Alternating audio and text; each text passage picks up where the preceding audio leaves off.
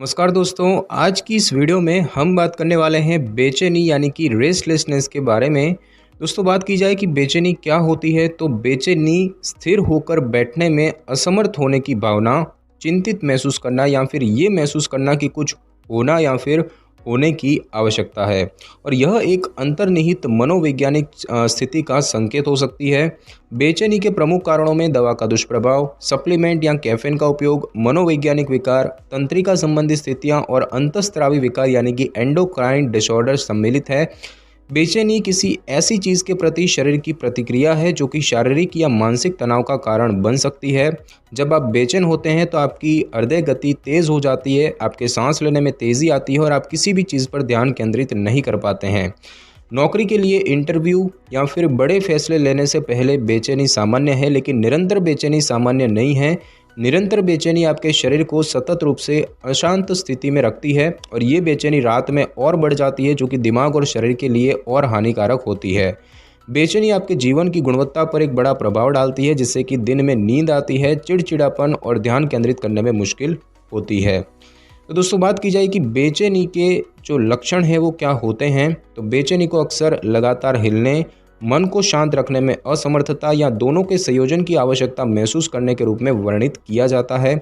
विशेष तौर पर motor restlessness यानी कि लगातार हिलते रहने की इच्छा से ग्रसित लोग अक्सर अनुभव करते हैं कि जब भी वे हिल नहीं रहे होते हैं तो उन्हें अपनी बाहों या पैरों में ऐंठन महसूस होती है। उन्हें ऑफिस में बैठने और घर पर आराम करने में भी कठिनाई हो सकती है।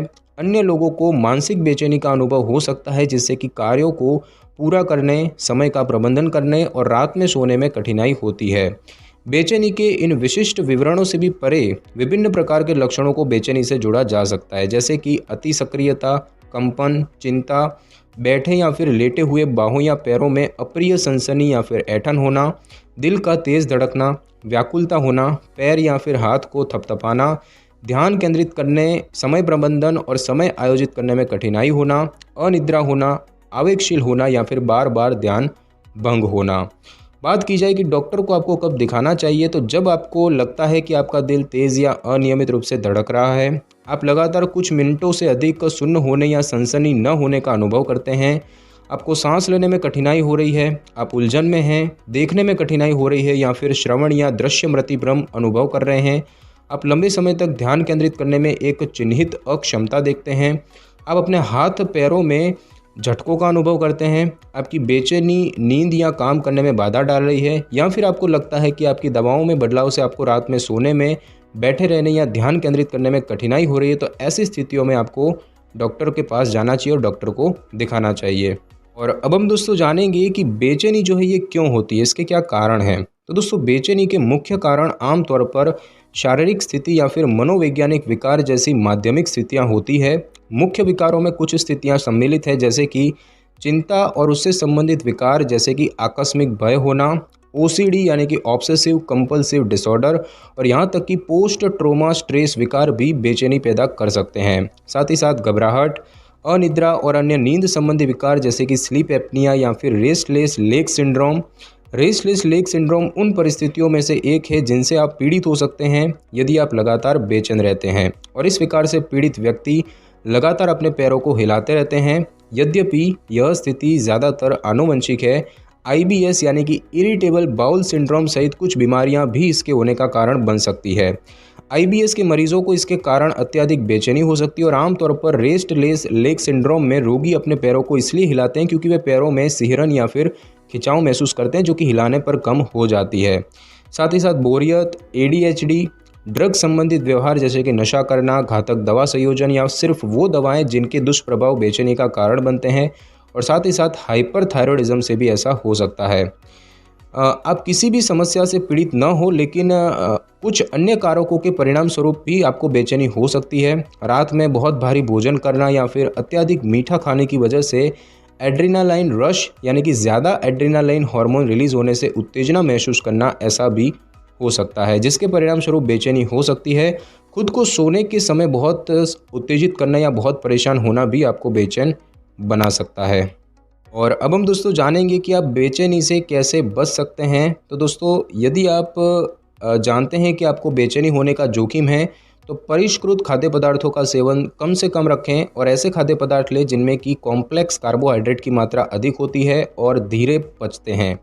कैफीन का सेवन कम करने का प्रयास करें। प्रतिदिन कॉफ़ी, चाय या कोल्ड ड्रिंक्स कम पीने पर विचार करें। अगर आपको सोने में कठिनाई हो रही है तो दिन के एक निश्चित समय के बाद कैफीन न लें। शराब या अन्य कृत्रिम उत्तेजकों से बचें। रात को अच्छी नींद लेना आपके अच्छे स्वास्थ्य के लिए आवश्यक है। रात के समय बेचैनी को रोकने और उसके इलाज से आप सुबह सुबह तरोताज़ा और आगे के दिन के लिए तैयार रह सकते हैं। आपको दिन में सोने और रात को बिस्तर पर जाने से पहले इलेक्ट्रॉनिक उपकरणों के उपयोग से बचना चाहिए। सोने और जागने का समय सेट करना चाहिए और नियमित व्यायाम करना चाहिए और प्राकृतिक प्रकाश के संपर्क में रहना चाहिए। डॉक्टर से पूछे बिना दवा लेना बंद या खुराक एडजस्ट न करें। यह संभव है कि आपकी दवा का दुष्प्रभाव बेचैनी पैदा कर रहा हो, लेकिन अपने डॉक्टर से संपर्क करें और कोई भी बदलाव करने से पहले उनकी सलाह मांगें। और दोस्तों बात की जाए कि बेचैनी का निदान या परीक्षण कैसे होता है, तो दोस्तों यदि आप ये सारे लक्षण देखते हैं तो डॉक्टर आपकी जांच करेंगे और आपके चिकित्सा इतिहास के बारे में पूछेंगे। डॉक्टर जो है वो अन्य बीमारियों का पता लगाने के लिए भी आपसे आपका परीक्षण कर सकते हैं। डॉक्टर परीक्षण करते समय देखेंगे कि लक्षण कब से हैं और कितने तीव्र हैं। वे ये भी देखेंगे कि लक्षण आपको आपकी सामान्य गतिविधियों को पूरा करने से रोकते हैं या नहीं। रक्त परीक्षण में कुछ टेस्ट करते हैं जैसे कि थायराइड फंक्शन टेस्ट, पूर्ण रक्त गणना यानी कि कंप्लीट ब्लड काउंट जिसे कि CBC कहते हैं, CT स्कैन और दिमाग और एड्रिनल ग्रंथियों के MRI जैसे कि इमेजिंग टेस्ट और दिल की समस्याओं के परीक्षण के लिए ECG।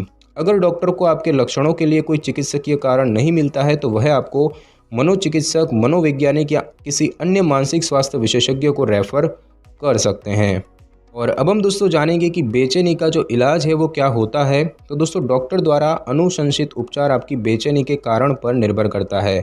बात की जाए तनाव की, तो तनाव के कारण हुई बेचैनी से छुटकारा दिलाने के लिए डॉक्टर जो है वो विभिन्न प्रकार की विश्राम तकनीकों के लिए कह सकते हैं, जिसमें कि गहरी सांस लेने का व्यायाम, योग या फिर अन्य ध्यान अभ्यास सम्मिलित हो सकते हैं।